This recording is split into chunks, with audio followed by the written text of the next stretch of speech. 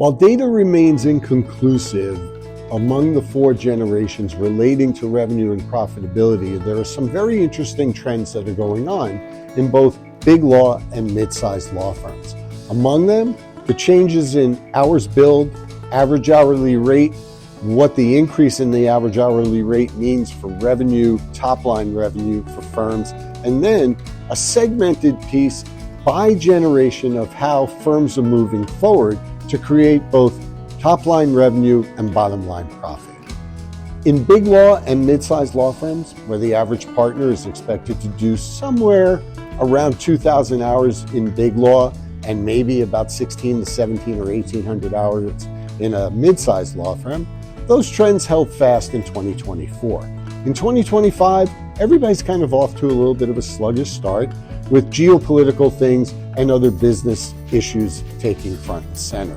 What's clear to me in the time that we have left in 2025 is that managing partners are looking at a couple of factors. One of them is, how do we continue to increase our revenue while maintaining the kind of profit we want? Well, I think what's going to need to happen is you're going to have to go out and get some new business. You're going to have to go out and make sure that the clients that you currently serve are very, very happy. How do you do that?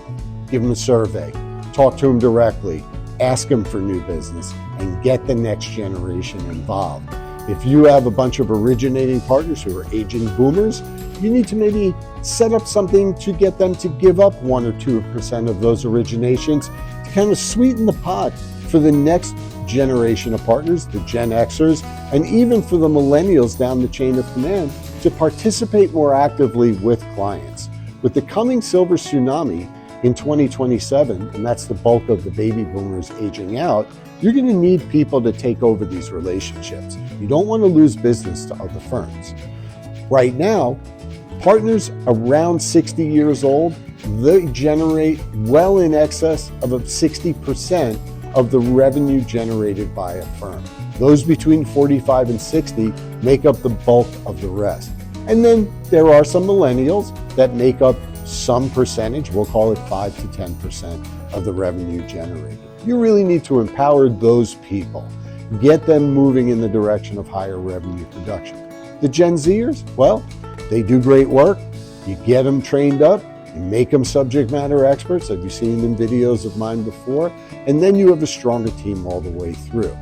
As you look at these factors in going forward to the point of increasing top-line revenue, bottom-line profit, you'll tweak your own system if you're a big law or a mid-sized law firm.